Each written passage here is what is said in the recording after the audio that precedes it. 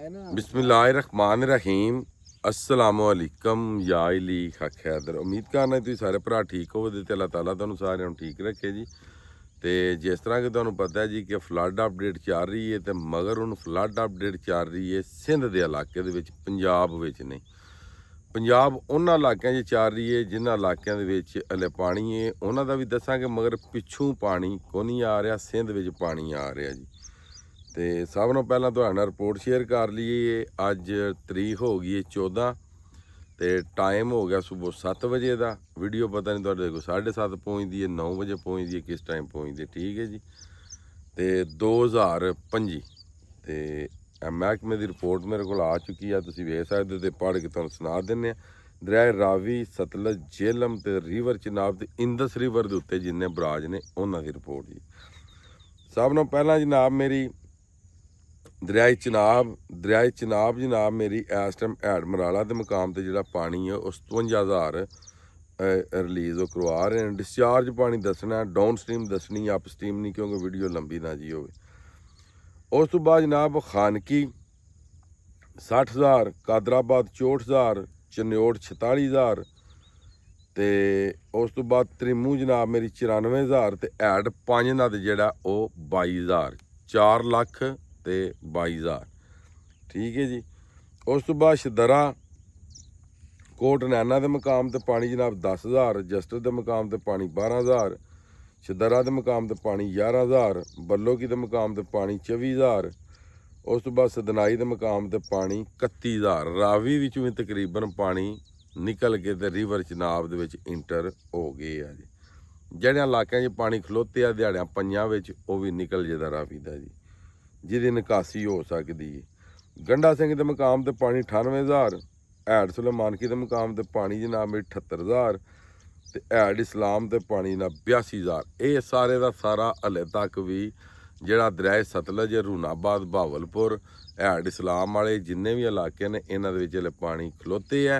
तो इंशाअल्लाह ताला 10 दिन तक ये भी इलाके दे विचों जिहड़ा पानी है ये निकल जाएगा तो पानी टुर जाएगा 5 नद दे थल्ले। अच्छा जी, अगे कर लें दरिया सिंध कालाबाग के मुकाम पर पानी 1,53,000, तरबेला के मुकाम पर पानी 1,55,000, चश्मा के मुकाम पर पानी 1,71,000, गुड्डू बराज को इस टाइम 5,82,000। गुड्डू जोड़ा 5,82,000 से अपड़ गया। गुड्डू के थले बराज जोड़ा उत्थे 4 दरिया जाते हैं, जेहलम, उस तो बाद रावी, सतलुज ते चनाब ते इंदस रिवर के जोड़े जिन्ने भी बराज ने वो सारे गुड्डू कोल भी जाते हैं।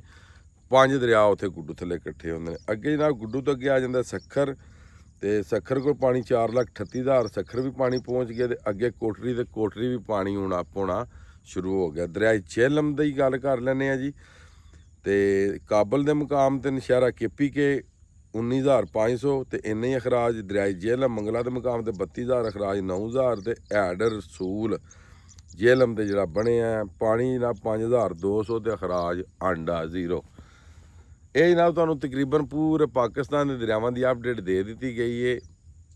ये जनाब जो रिवर चनाब है ये त्रिमू तो लग के जितों तक रावी है उत्थे तक दे भरा वापस आ सकते हैं, हैड मराला तो लग के।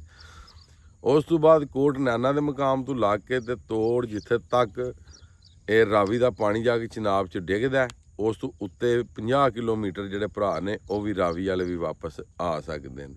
उस तो बाद जी गल कर लैने दरिया सतलुज के। दरिया सतलुज वाले भरा वापस नहीं आ सकते क्योंकि वो तो सारे का सारा हाले तक पानी है तो पानी की जद विच।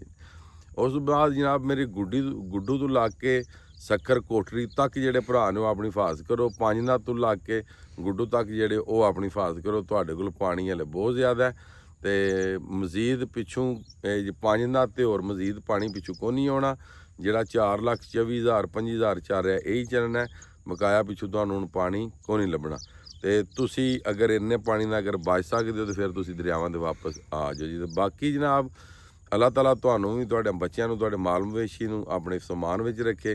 तो अज की वीडियो तो अज का व्लॉग करने खत्म, उन्होंने दो इजाज़त। नैक्सट वीडियो आने तक इजाज़त, अपना ख्याल रखियो, अपनी खास दुआओं मैनूं याद रखियो। तो इंशाअल्लाह मिलने किसी नैक्सट वीडियो के नाल। अल्लाह हाफिज़, फी अमान अल्लाह।